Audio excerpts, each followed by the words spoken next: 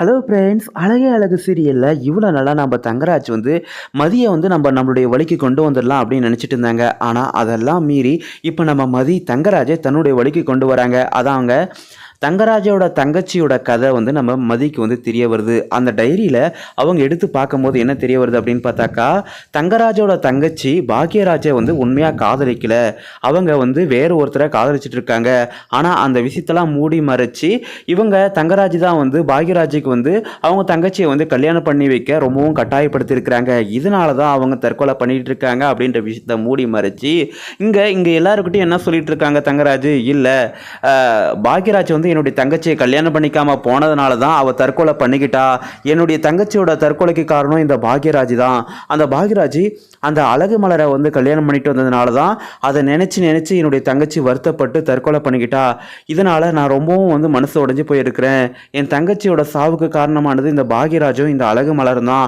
அவங்கள பழி வாங்காமல் விடமாட்டா அப்படின்ற மாதிரி தங்கராஜ் இருந்துட்டு இருக்காங்க. ஆனால் உண்மையில் நடந்தது என்ன அப்படின்னு பார்த்தாக்கா, தங்கராஜோட தங்கச்சி பாக்யராஜை காதலிக்கவும் இல்லை, அவங்க வேற ஒருத்தர் காதலிச்சிட்டு இருக்காங்க. அந்த விஷயத்தை மூடி மறைச்சி பாக்யராஜுக்கு கல்யாணம் பண்ணி வைக்க ட்ரை பண்ணுற சமயத்தில் தான் அவங்க தங்கச்சி தற்கொலை பண்ணிட்டாங்க. இதெல்லாம் அந்த டைரியில் தெள்ள தெளிவாக இருக்க நம்ம மதியோட கையில் அந்த டைரி கிடைக்குது. என்னடா இது, டைரி இங்கே இருக்கு, இந்த ரூமில் தான் யாருமே இல்லைன்னாங்களே, அப்போ எப்படி இந்த டைரி இங்கே வந்துச்சு அப்படின்னு சொல்லிட்டு நம்ம மதி அந்த டைரியை வந்து திறந்து பார்க்கலாமா வேணாமான்ற ஒரு சந்தேகத்திலே வந்து திறந்து பார்க்குறாங்க. அந்த டைரியை திறந்து பார்க்கும்போது தான் அந்த ராசாத்தி, அதாவது தங்கராஜோட தங்கச்சி ராசாத்தி இருக்காங்கல்ல, அவங்க வந்து இந்த விஷயத்தெல்லாம் தெள்ள தெளிவாக எழுதி வச்சிருக்கிறாங்க.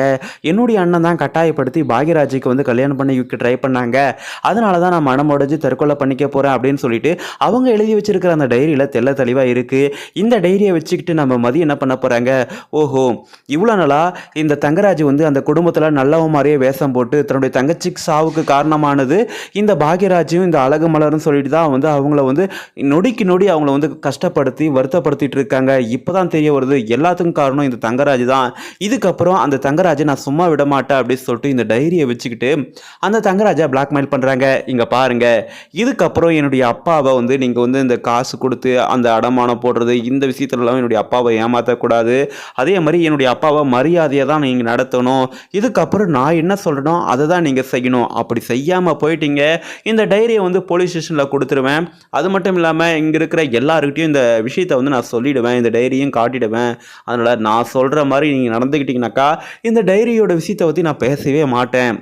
ஆனால் நான் சொல்கிற பேச்சை மீறி என்னையோ இல்லை என்னுடைய குடும்பத்தை சார்ந்த யாரையும் வந்து நீங்கள் துன்புறுத்தக்கூடாது, கட்டாயப்படுத்தி பேசக்கூடாது அப்படின்னு சொல்லிட்டு நம்ம மதி என்ன பண்ணுறாங்க, புத்திசாலித்தனமாக இந்த டைரியை வச்சு தங்கராஜை பிளாக்மெயில் பண்ணுறாங்க. பார்க்கவே ரொம்பவும் சூப்பராக இருக்குது. சரிங்க, இந்த சுரேஷ் வந்து பார்க்க நல்லவன் மாதிரி இருக்கிறான். ஒரு சில நேரத்தில் இந்த தங்கராஜ் சொல்கிறதெல்லாம் கேட்டு அவன் கெட்டவனாகவும் மாறிடுறான். இந்த சுரேஷ் வந்து இந்த தங்கராஜ் பேச்சை கேட்காம நம்ம மதியோட பேச்சை கேட்டு நல்ல அண்டர்ஸ்டாண்டிங்கில் இருந்தாக்கா இவங்க ரெண்டு பேரும் பெஸ்ட்டு ஃபேராக இருப்பாங்க அப்படின்னு சொல்லிட்டு தான் நான் நினைக்கிறேன். இப்போ கூட அந்த கட்டில் அடிப்பட்டது வந்து நம்ம மதி வந்து வேணும்னு பண்ணல, அவங்க சாதாரணமாக தள்ளி விட்டாங்க. இருந்தாலும் மதியோட அனுமதி இல்லாமல் மதியை வந்து கட்டி பிடிக்க போனது நம்ம சுரேஷோட ஒரு மிகப்பெரிய தவறு தான்.